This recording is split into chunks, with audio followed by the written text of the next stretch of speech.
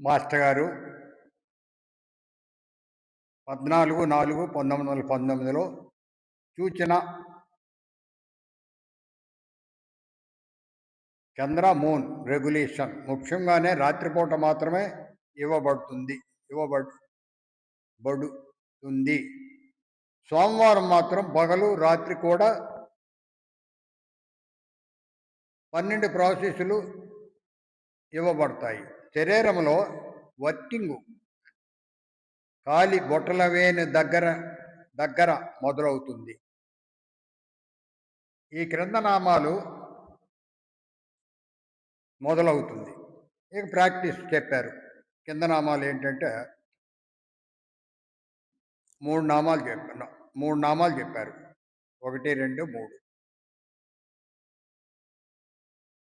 రాత్రి 7:30, 12, ఉదయం 4,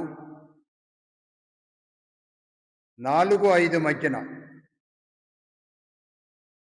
చేయాలి. ఇది మాస్టర్ గారు చెప్పింది. అప్పుడు 12ంటికి మెరిడియన్ లేదు. మెరిడియన్ ఎక్కడ మాస్టర్ గారు ఎక్కడ ఇవ్వలేదు అనుకుంటున్నాను.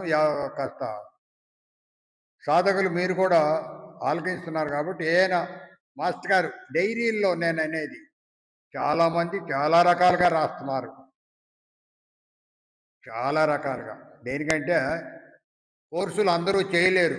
చాలా భయస్థులు ఉన్నారు. మాస్టర్ గారు 3 అక్షరాలు చేసుకుంటే చాలు అనే మహాత్ములు.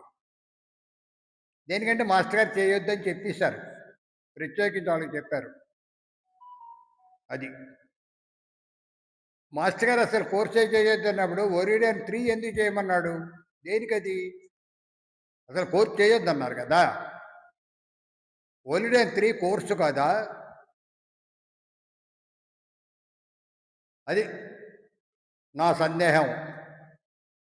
అందు గురించి అది చేయమన్నారు కాబట్టి ఏ కోర్సు అయినా చేయొచ్చు అని నా అభిప్రాయం. సాధకులు గమనించాలని ప్రార్థన.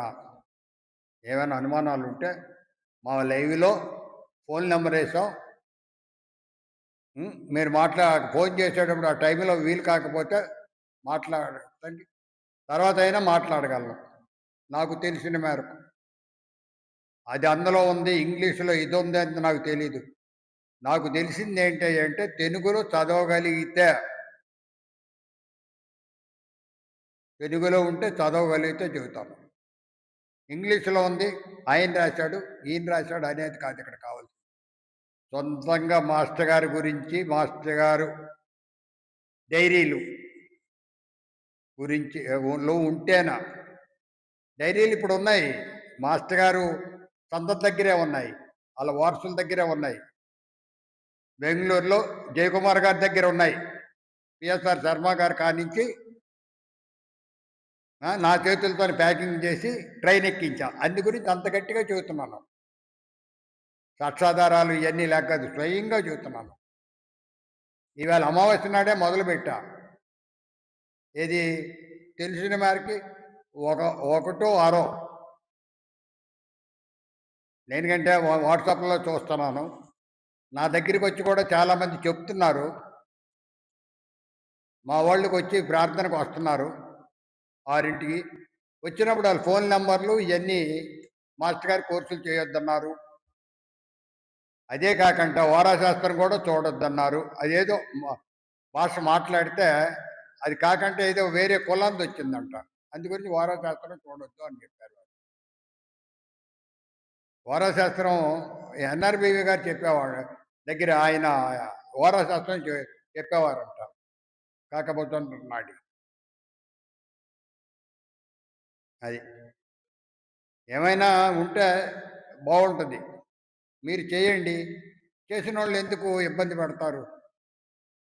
మీరు చేయని మానేయండి. చేసేవాళ్ళని ఇబ్బంది ఎందుకు మీరు పెట్టడం? అది ఈ మాట మా జయకుమార్ గారు అడగాలి. కానీ ఎందుకు నేను చొరవ తీసుకున్నానో నాకే తెలియదు. మాస్టర్ నమస్కారం.